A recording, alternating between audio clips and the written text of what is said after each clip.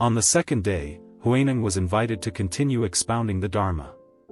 The master ascended the platform, took his seat, and said to the assembly, "Let everyone purify your minds, and then recite, Mahā Prajñā Pāramitā." Good friends, the wisdom of Bodhi and Prajna is originally inherent in all people.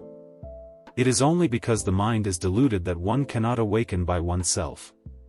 Therefore, one must rely on great spiritual people to give instruction and guidance in order to recognize one's Buddha nature.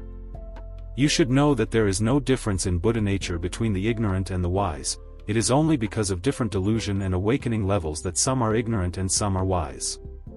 Now I will explain to you the Dharma of Mahā Prajñā Pāramitā, so that each of you may attain wisdom. All of you should listen attentively. Good friends, people of the world recite prajna all day long, yet they do not recognize the prajna of their own nature. This is like merely talking about food, you cannot be filled by it. If one only speaks of emptiness, then even through countless kalpas one will gain no benefit. Good friends, Mahā Prajñā Pāramitā is a Sanskrit term. In Chinese it means, great wisdom that reaches the other shore. It must be realized with the mind, it does not lie in verbal recitation. If one merely recites with the mouth without practicing with the mind, it is like illusion, like dreams, like dew, like lightning. If the mouth recites and the mind practices, then mind and speech correspond. One's own nature is Buddha. Apart from one's own nature, there is no other Buddha. What is Mahā? Mahā means great. The measure of the mind is vast like empty space, without boundary, without square or round, without size. It is not blue, yellow, red, or white. It has no above or below, no long or short. It is without anger or joy, without right or wrong, without good or evil, without beginning or end. The pure lands of all Buddhas are like empty space, pervading everywhere. The wondrous nature of worldly people is originally empty, not a single dharma can be obtained.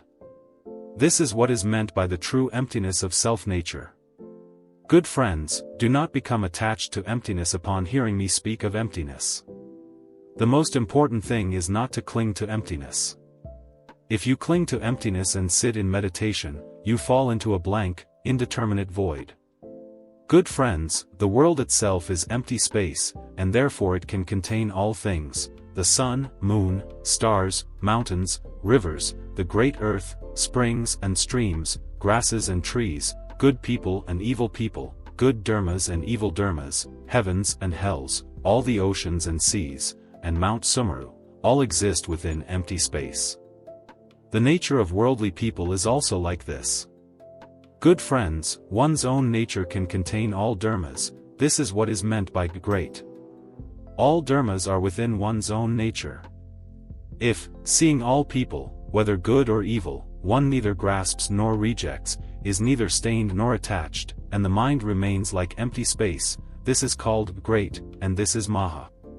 Good friends, deluded people merely speak with their mouths, wise people practice with their minds.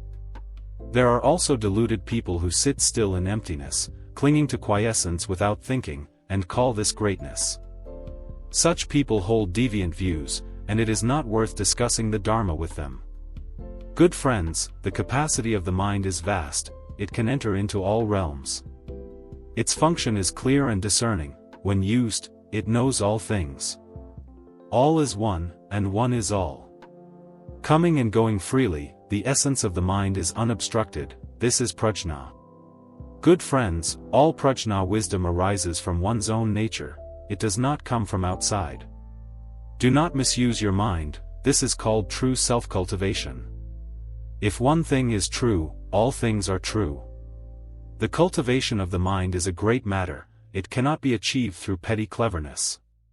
Do not speak of emptiness all day while failing to practice it inwardly.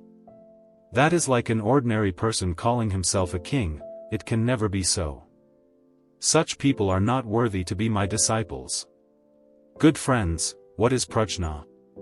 Prajna means wisdom.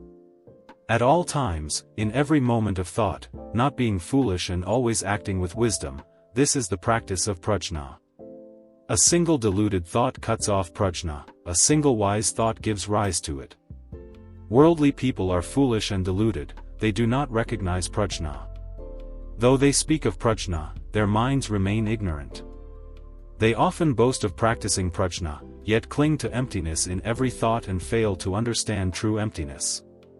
Prajna has no form or appearance, it is the mind of wisdom. To understand this is called prajna wisdom. What is Pāramitā? This is a term from the western regions. In Chinese it means, reaching the other shore. It signifies departing from birth and death and attaining liberation. If one is attached to worldly states, then birth and death arise, like waves on water, this is called the near shore. If one departs from worldly states, there is no birth and death, like water flowing continuously, this is called the other shore.